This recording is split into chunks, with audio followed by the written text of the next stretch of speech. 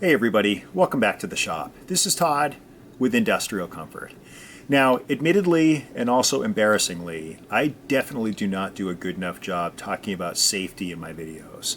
Safety always comes first, especially when you're using really powerful power tools like these. So in today's video, I'm going to show you how to make a jig to help you safely cut small pieces of wood like these. All you need is some scrap wood, a few extra nuts and bolts you've got laying around the shop, and a T-track handle like this.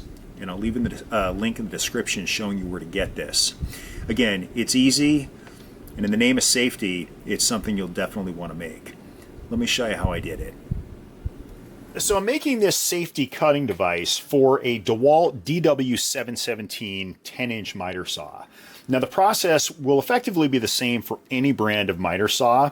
The question is whether you will have pre-drilled holes in the fence here. Now in the case of this saw, I'm going to take advantage of these holes. If your saw doesn't have these holes, you can very easily use double-sided wood tape, which holds really well.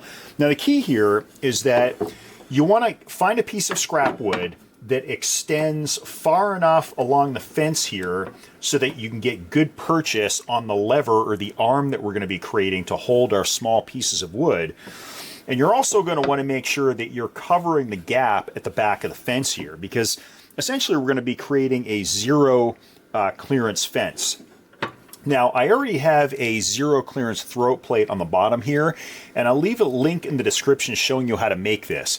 This has been an incredible addition to my saw, and the process is going to be the same irrespective of what brand you have.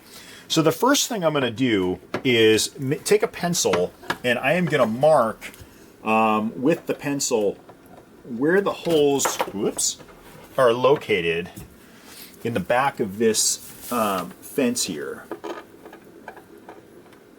And then I'm going to drill out these holes so that on the one side we can put a bolt through that will secure it here, and then on this side we're going to use a bolt that's also going to hold the arm down.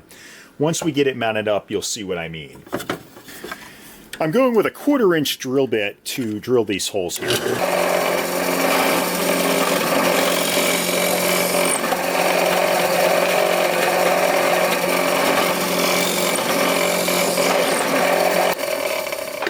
Now on the left side of the fence I'm using a 1/4-inch Allen bolt, and so I'm just going to use a 3/8 inch bit so that I can countersink the head here.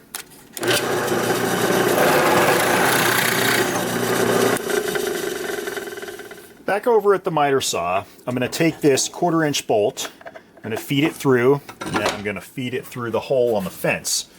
I'm going to take a corresponding nut, and I'm going to tighten this up. Now it doesn't have to be super tight.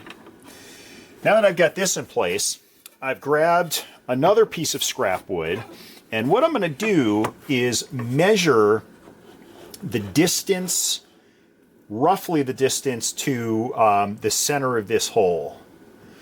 And I'm going to leave, I'm going to mark another area right there where I'm actually going to make the cut. And then we will drill a corresponding hole here so that we can use this as a pivot point on the back fence. Because I'll be using a 1/4-inch bolt for the T-track handle, I'm also going to be using a 1/4-inch drill bit to create this first hole here.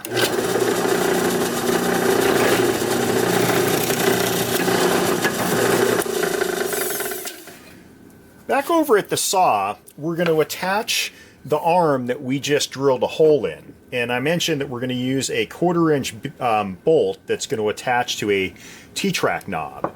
So I'm going to feed the bolt through the backside here, and I'm going to pass it through the arm, and I'm going to screw this in place.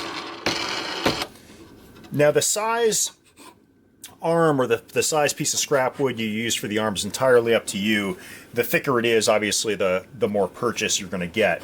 Now the next step is to trim the arm, because we're going to add some sandpaper to this, which we obviously don't want screwing up the blade. And so I'm going to put some blocks in here because if we consider this arm to be on a pivot, the longest section of this arm is going to be where it's perfectly parallel to the base of this table here. So I'm just going to stack some shims in here so that we can get it to the point where it's level, and then we'll make our cut.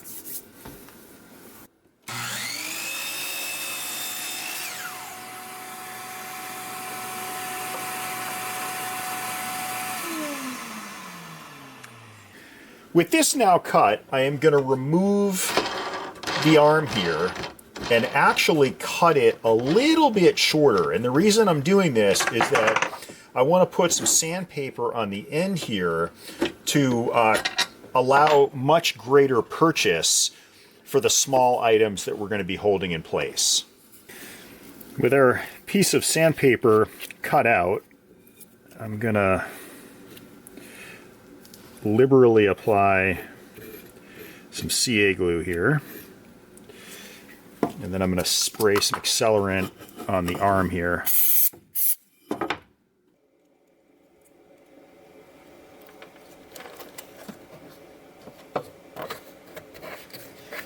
With the sandpaper glued onto the end and the arm reattached, I'm going to cut a little scrap piece of oak I've got laying around here in the shop. I'm going to put the arm down, I'm going to apply some pressure, and let's make a cut.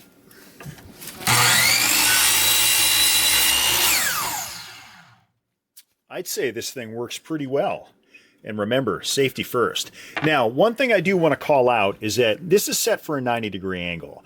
If I want to make a miter cut, you'll notice that I'm going to cut through the backing here of the fence in addition to the arm. Now, the nice thing about this is that it's just made from scrap wood you have laying around in the shop. So if you need to make a new arm, no problem. If you found this video helpful, which I hope you did, please give me a thumbs up and subscribe. Thanks for watching.